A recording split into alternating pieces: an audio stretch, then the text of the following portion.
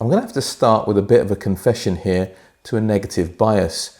Whenever I see metal cone drivers, especially tweeters, I tend to think they're going to be bright. Not for me, and that's despite knowing that it's quite possible to engineer metal cone drivers not to sound bright. I mean, many harbour speakers use metal dome tweeters, and they're many things, but bright isn't one of them. There are other examples I could mention, but I still find it hard to shake the prejudice, and that's meant that when I've encountered monitor audio speakers in the past, I've usually dismissed them without even having a proper listen. It's a little bit embarrassing to admit that, but it is true. I've heard some very good things about monitor audio speakers recently, and I thought it's about time I got one in for review to find out what's what. This one was quite a ride, so hang on to your hats.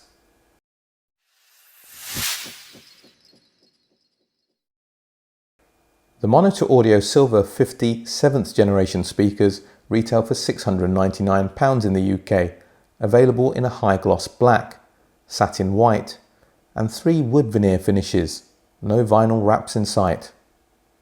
The ash finish is my favourite. It looks very elegant on this compact monitor that measures only 282 by 165 by 272 millimeters and weighs 5.6 kilograms.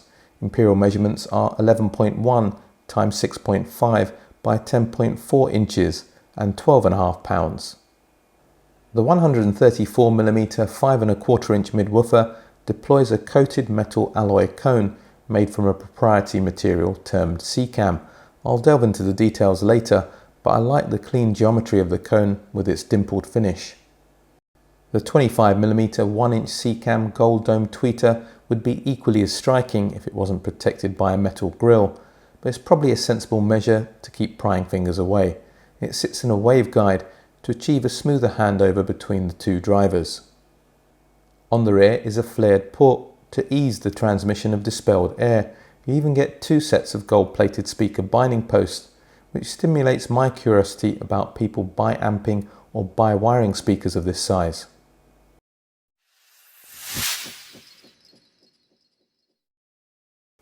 There's quite a bit of innovative stuff going on with these drivers. Let's start with the CCAM cones themselves. They stand for Ceramic Coated Aluminium Magnesium, technology that was originally developed for the aerospace industry to produce jet engine components. The aluminium magnesium alloy undergoes a 3-stage stress relieving process to remove any surface weaknesses or deformation. The formed cone surface is then subjected to a high temperature anodic coating process where a 50 micron layer of pure ceramic alumina is added. The result is an extremely rigid material with the heat dissipation properties of ceramic. The reduction in the cone's tendency to twist or flex due to bending stress is lowered, and both the tweeter and the midwoofer are made from this CCAM material to ensure greater audio consistency, aiding the smooth transition of frequencies as you move from one driver to another. The midwoofer deploys Monitor Audio's 2nd generation rigid surface technology, RST2 for short, trickle-down technology from their 5th generation Gold series, giving a more rigid profile to the cone with a hexagonal dimpled structure. It's not just about looks. According to Monitor Audio, the new cone profile helps to improve performance at the higher frequencies. That's where metal cone drivers in particular can start to exhibit some pretty nasty sounding breakup modes if gone unchecked. The surround has been optimized to damp the main resonance from the driver. The voice coil has grown from 25mm in the 6th generation to 28.5mm in the 7G to improve power handling. The main magnet in the motor structure is also larger for better bass control. It's claimed that the tweeter's dispersion characteristics have also improved over the 6G model.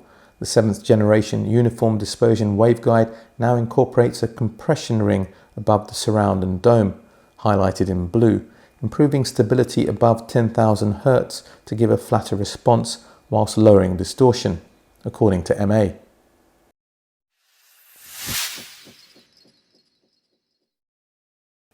When you've been doing this gig for a while, you can fall into the trap of thinking, I know how something's going to sound just by looking from the design. That's despite the fact that quite often I get that right.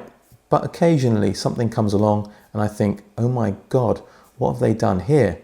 Well, I know what they've done in this case. I just explained that in the last section. Perhaps what I should say is, oh boy, does it work. The sheer levels of clarity that you get from the Silver 50s bear no resemblance to their price. Okay, these are small speakers that sound like small speakers. The bass on offer is extremely agile and tight, but limited in terms of extension and weight. Officially, they roll off at 47 Hz, but that's the -6 dB point. In reality, there isn't much going on below 50 Hz. That makes adding a subwoofer essential in my book. There aren't many musical instruments that will play down below 40 Hz, but most recordings will have plenty of information in the 40 to 50 Hz region. Even the Sound Artist LS3 5As have more bass weight. The two speakers sell for a similar price. Looking at the front profile, you would be forgiven for thinking that they're similar in size, but the Chinese speakers inspired by the LS3 5As are a lot shallower and a sealed box. The Sound Artist speakers have that warm, rich mid-range, which is the reason why many people buy LS3 5As, but in terms of pure fidelity, they're not close. The Silver 50s sound like they belong to a class above. The leading edges of notes are so well defined and instruments laid out over a wide soundstage with precise imaging, allowing the speakers to completely disappear. As previously stated, the mid-range and upper frequency performance of these speakers bears no resemblance to their price. Comparing other similarly priced speakers such as the ELAC Uni-Fi UBR62s just highlighted how the two speakers are so different in nature. The ELACs are a lot bigger with the kind of bass punch that would embarrass some compact floor standards. The UBR62s have a warm tonality, but I do find their upper frequencies a little bit recessed. There's no such issue with the Silver 50s.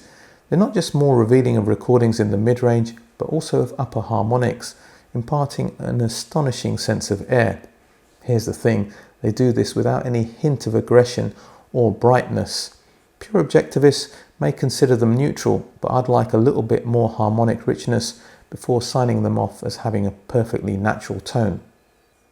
This is a characteristic that they share with the more expensive Amphion Argon 1s, larger speakers which dig out deeper bass notes and deliver them with more impact.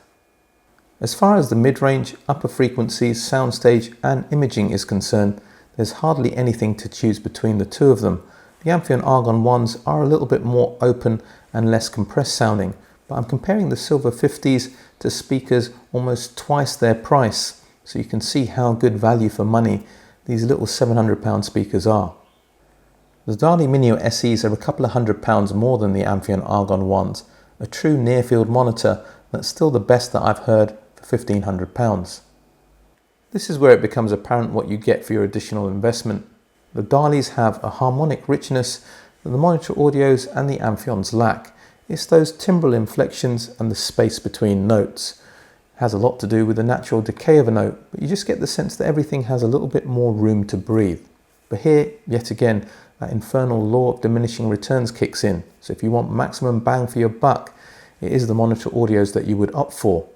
It wasn't entirely straightforward to get the best out of them though, so let's get into that.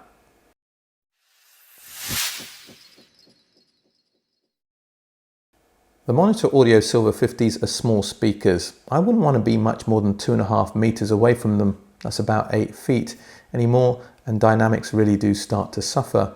They're not particularly fussy to position though, and they have been tuned to work well close to walls. I can't really do that because the fireplace messes with stereo imaging. Anyway, I like speakers further out into the room to delay early reflections. It improves clarity and allows them to create a layered soundstage. If the speakers are capable of reproducing a three-dimensional space, which the Silver 50s are, I towed them in just a little bit to improve the focus of the central image, but yeah, these are pretty unfussy speakers to position in your room. They are a little bit more fussy when it comes to amplification. Officially, the sensitivity rating is 86 decibels, but the impedance does drop down to 3.9 ohms. First up was the Cambridge Audio AXA35. It has a saturation in the mid-range that I thought would eradicate the tendency that the Silver 50s have to sound a touch dry. It didn't work. Everything sounded fat, soft and flat. If you wanted proof that you can have two great sounding products that sound awful if poorly matched, here it is. I wanted to find out just how well the monitor audios could time, so I hooked them up to one of the finest amplifiers I've encountered in this regard, the MBA P50 and S80. That didn't work either. I think the problem here is power. Both the AXA35 and the P50 S80 have about 30 to 35 watts, and power supplies that are well designed but limited in their ability to drive demanding speakers. The Silver 50s just need something that's a little bit more robust. The i2VX SA3 proved that you don't need a powerhouse to drive these speakers. The 50 watt per channel into 8 ohm amplifier sells direct for £449 and made an ideal starting point. Switching to the new Audiolab 7000A added refinement and clarity.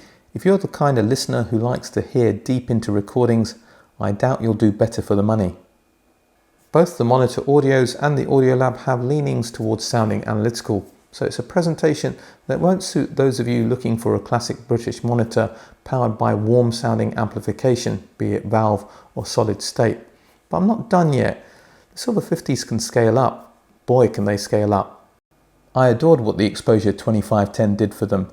This £1,750 power amp with a volume knob and a phono stage has a bit of sweetness that balanced the character of the MA speakers excellently. Are the Silver 50s capable of delivering all those nuances in the music that the 2510 is able to impart?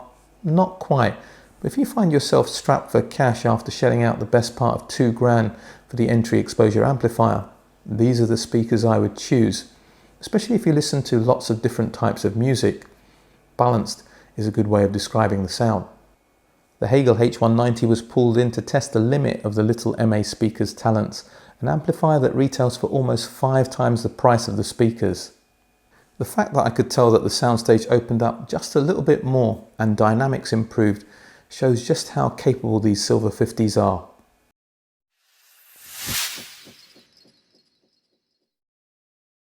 One of my regular viewers often comments that this is the best time to be an audiophile. Here's an excellent reason why. It's dumbfounding that for £700 you can get a pair of speakers that sound and look as good as this, with real wood veneer finishes. The Monitor Audio Silver 50s have resolving abilities to hang with speakers at twice their price, but in their own market segment, they are class defining. Okay, so they're not going to get you to question the laws of physics. These are small speakers that are limited in their bass output and their dynamic capability. And I can understand why you might go for a competitor that has a fuller sounding mid-range. Just be aware that if you do, the likelihood is that you're trading quite a bit in terms of clarity.